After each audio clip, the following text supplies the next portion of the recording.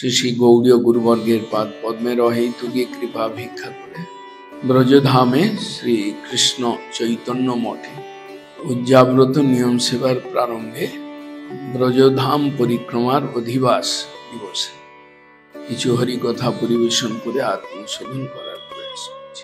ব্রজমণ্ডল পরিক্রমা তথা 2 সপ্তাহ কালব্যাপী ইষ্টগোষ্ঠী ক্লাসের অধিবাস দিবস। প্রত্যেক অনুষ্ঠানের পূর্বদিন অধিবাস রূপে পালিত হয়। অধিবাস মানে কি? অধিবাসে করণীয় কি? অধিবাস বলতে বিশেষ কি গুরুত্ব রয়েছে সেটা আমাদের বুঝতে হবে। বৈষ্ণবীয় ভাষায় বলা হয় মঙ্গল অধিবাস। অধিবাস একটা অনুষ্ঠান শুরু করবার প্রারম্ভিক দিবসে, যাতে উৎসবটা সুন্দরভাবে হয় তার জন্য মঙ্গল অধিবাস। অধিবাস বলতে ঘট স্থাপন, অধিবাস বলতে মন্দিরটা সাজানো, অধিবাস বলতে আম্র পল্লব দিয়ে মন্দিরকে শোভিত করা, কলা গাছ রোপণ করা, এই সকল একটা বাহ্যিক ক্রিয়া বা এই সকল কতগুলো বাহ্য লক্ষণ আমাদেরকে করতে হয়।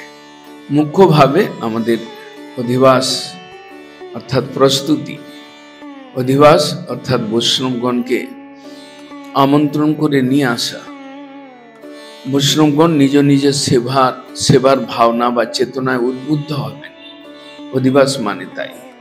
আমরা একটা গোষ্ঠী একত্রিত হলাম, কয়েকজন, 50 জন, 60 জন, 100 জন, যাই হোক না কেন, আমরা সকলে সংকল্প নিলাম আমরা ব্রজে এসেছি, ব্রজে ধামের সেবা করব, ব্রজের শরীর সেবা করব, ব্রজের শরীর সেবা করব। এই ভাবনা চেতনাটাকে জাগানো, নিজেকে সংযত করা, সব কিছুই অধিবাসের অন্তর্গত।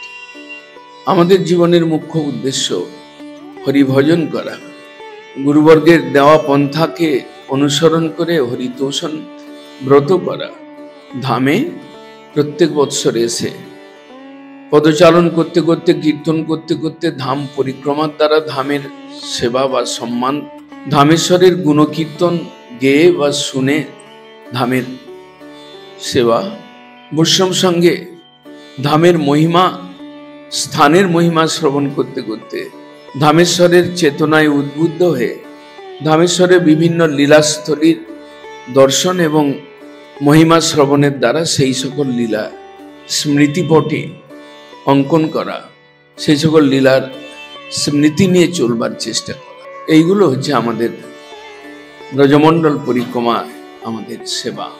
আমরা 2 সপ্তাহ কালব্যাপী ব্রজে থাকব, ব্রজের ধুলিতে প্রণাম করব, ধামের সেবা করবার প্রয়াস করব, ধামেশ্বরের সেবা করবার প্রয়াস করব।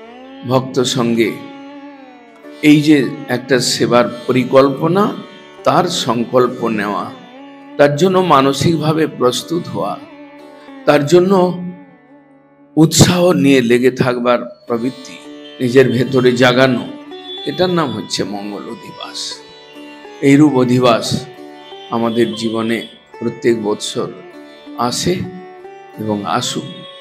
নবদ্বীপ ধাম পরিক্রমণ, বৃন্দাবন ধাম পরিক্রমণ, ক্ষেত্রধাম পরিক্রমণ, এই যে 3 ধামের সেবা, এবং সেই ধামে গিয়ে মঙ্গল অধিবাসের দ্বারা নিজেকে সংযত করা, নিজেকে প্রস্তুত হওয়া, নিজেকে সংকল্পিত করা, এটা আমাদের জয়যুক্ত হোক গুরুবর্গের কৃপা প্রার্থনা।